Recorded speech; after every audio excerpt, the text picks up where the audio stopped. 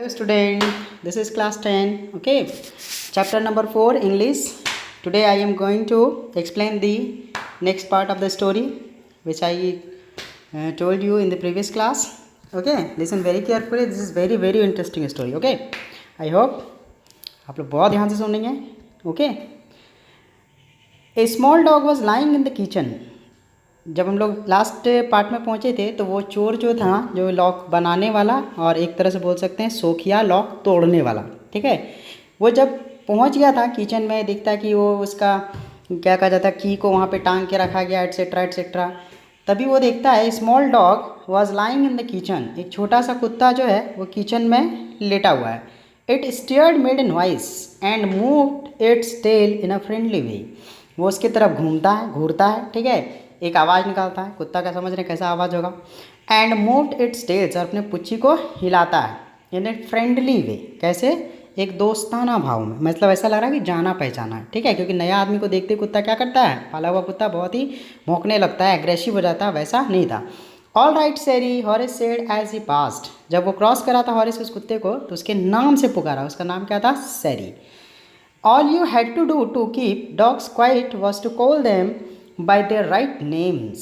बोला, Horace Denby का experience था, वो बोला कि जब आप कुत्ते को पास कर रहे हो या जब कुत्ते से आपका सामना हो तो उसके आप एक्चुअल नेम से, ओरिजिनल नेम से आप उसको पुकारिए, सही नाम से. तो वो क्या हो जाता है? चुप हो जाता है, क्योंकि उसे लगता है ये आदमी जाना पहचाना है. एंड सो देम लव, और थोड़ा सा उसे पुचकारिए, दुलार कीजिए. The safe was in the drawing room behind the rather poor painting. ठीक है, वो सेफ जो था, जो अलमारी है, वो कहाँ है? तो एक ड्राइंग रूम में है और एक भद्दे से पुराने से पेंटिंग के पीछे. Horace wondered for a moment whether he should collect pictures instead of books. कुछ देर के लिए, कुछ इंस्टेंट के लिए सोचा हॉरिस कि क्यों ना पिक्चर्स ही कलेक्ट किया जाए बुक की जगह में, क्योंकि उसे बुक्स कलेक्ट करने का, रेयर बुक्स कलेक्ट करने का बहुत ही शौक था. तो सोचा चलो पिक्चर ही कलेक्ट कर लें तो क्या है. But they look up too much room, they took up too much room. लेकिन वो पिक्चर इतना बड़ा था कि उसके रूम में फिट नहीं होता, पूरा जगह ले लेता. In a small house books were better. एक छोटे घर के लिए पिक्चर सही नहीं है, ठीक है, वो जो चित्र है वो ज़्यादा अच्छा नहीं है, बुक्स सही है, क्योंकि बुक्स छोटे से जगह में भी आ सकता है आसानी से. Okay, there was a great bowl of flowers on the table and Horace felt his nose tackle.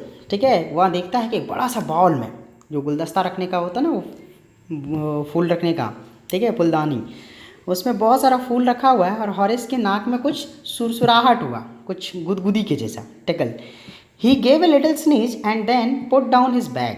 वो एक बार छींका और फिर क्या किया, अपने बैग को रख दिया. किस चीज़ की वजह से छींका? वो उस फूल में ही कुछ ऐसा था कि उसे छींक आ गया. ठीक है, याद रखिएगा, उसे पहले बताया गया था उसे एक एलर्जी भी है. ओके,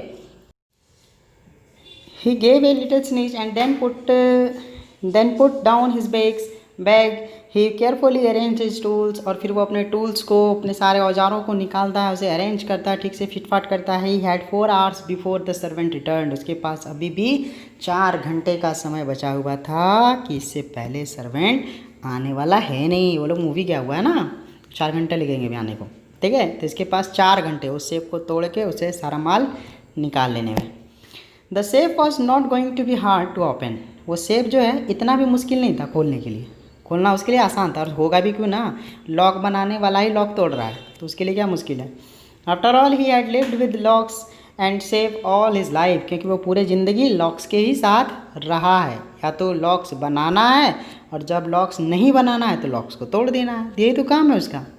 तो उसके लिए कोई मुश्किल नहीं था उस सेफ को खोलना. The burglar alarm was poorly built. और जो अलार्म था, ठीक है, कि जब कोई चोर चोरी वगैरह करता तो नहीं अलार्म बजने लगता, सायरन, ठीक है, वो भी अलार्म बहुत ही भद्दा था, पुअर था, कोई ये हाई फाई नहीं है, सेफ्टी के नाम पर बस घिंचाता नहीं हुआ है. He went into the hall to cut its wire. वो हॉल में गया और उस अलार्म के वायर को क्या किया, काट दिया. He came back and sneezed loudly. फिर वो वापस आया, इस बार जोर से छींका. As the smell of the flowers came to him again.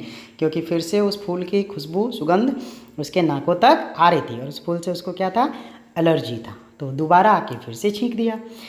How foolish people are when they own valuable things, Horace thought. बोलता है लोग कितने मूर्ख होते हैं when they own valuable things Horace thought, अपने वैल्यूएबल थिंग्स को ऐसे रखे हैं, पड़ा हुआ है, कितने लोग मूर्ख होते हैं। ए मैगजीन आर्टिकल है describe this house giving a plan of all the rooms and A pictures of the rooms. एक मैगजीन से, एक चार्ट से, एक पेपर से पता चला था रूम्स में कौन कहाँ क्या है और कौन सा चीज़ रखा हुआ। लोग कितने केयरलेस है अपने सामान को लेके, ऐसा वो हॉरेस सोच रहा है। सोचो कितना अच्छा इंसान है बेचारा। The writer had even mentioned that the painting had hide safe. यहाँ तक कि हॉरेस को ये भी पता था कि वो जो ये है पेंटिंग है उसी के पीछे सेफ छुपा हुआ है।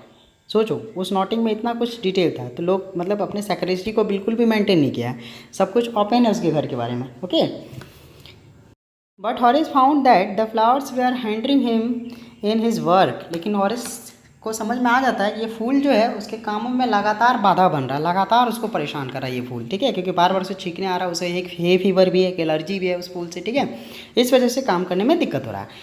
He buried his face in his handkerchief, ठीक है, तो वो अपने चेहरे को क्या करता है, ढक लेता है, पूरे रुमाल से एकदम बांध लेता है, रुमाल में सोचो डूब गया एक तरह से उसका चेहरा पूरी तरह से कवर, ताकि उसका स्मेल आए नहीं और फिर हम छींके नहीं। याद रखना इस चीज़ को कि उससे किस चीज़ से एलर्जी हो रहा है, एक फूल से एलर्जी हो रहा है, ठीक है, जिसके वजह से अपने काम को करने में वो परेशान है। ओके, ये आप लोग याद रखेंगे। Then he heard a voice say from the doorway, what is it.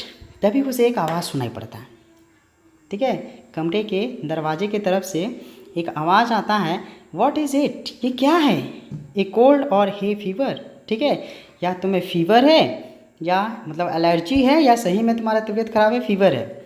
Before you could think Horace said hay fever, इससे पहले कि वो कुछ सोचता हो फटाक सा आंसर दे दिया, ये हे फीवर, एक एलर्जी की तरह। एंड फाउंड हिमसेल्फ स्नीचिंग अगेन, और तभी ये बोलते हुए फिर से दोबारा क्या करता है, वो छींक देता है। सोचो उस घर में और कोई नहीं है, सिर्फ हॉरेस है, तभी एक आवाज़ आया है और वो उस आवाज़ को रिप्लाई भी किया, मतलब कहानी में कुछ ट्विस्ट है। Okay, the voice went on, you can cure it with a special treatment. तो आवाज़ और आता गया, मतलब कोई बोल रहा है, लगातार बोल रहा है, क्या बोल रहा है, तो फिर तुम्हें क्या करना चाहिए कि स्पेशल ट्रीटमेंट लेना चाहिए ताकि ये ठीक हो सके। You know if you find out just what plant give you the disease, और तुम्हें पता है कि तुम्हें किस प्लांट से, किस फूल से, किस पौधे से ये बार बार हो रहा है, एलर्जी किससे है, क्या तुम्हें ये पता है। कौन बोला, वो अनजाना सा आवाज़। I think you had better C A doctor, और मुझे लगता है तुम्हें एक डॉक्टर से मिलना ज़्यादा अच्छा रहेगा, तुम एक डॉक्टर को दिखाओ। If you are serious about your work, क्योंकि तुम अगर अपने काम को बहुत सीरियसली करना चाहते हो, सक्सेसफुली करना चाहते हो, तो तुम्हें इस प्रॉब्लम से, इस बीमारी से दूर हो जाना चाहिए, ठीक है। ये एक सजेशन आ रहा बार बार और एक अननोन आवाज़ से। ओके, ये याद रखेंगे। I think you had better to see a doctor if you are serious about your work. I heard you from the top of the house just now. मैंने ऊपर से, घर के ऊपर मतलब छत पर से सुना तुम्हारी आवाज़ को, और तब मैं वापस आई। तुम जो छींका तब मैं वापस आई हूँ, और मैं आई इसलिए बोल रही हूँ क्योंकि मुझे स्टोरी आगे पता है, वो एक लेडी है, ठीक है, और यहीं पे ट्विस्ट है। तो अगले क्लास में हम लोग और ज़्यादा ध्यान से सुनेंगे, ठीक है, कि आखिर ये ट्विस्ट है क्या। ओके, और इस चैप्टर का नाम क्यों रखा गया है, क्वेश्चन ऑफ ट्रस्ट, इसलिए हम बोले थे फर्स्ट क्लास में कि ये बहुत ही सही टाइटल दिया गया इस स्टोरी को, ठीक है। आप लोग भी धीरे धीरे समझ जाएंगे, तो इसको यहाँ तक आप लोग ध्यान में रखेंगे, नेक्स्ट क्लास में हम लोग आगे देखेंगे। Okay, thank you.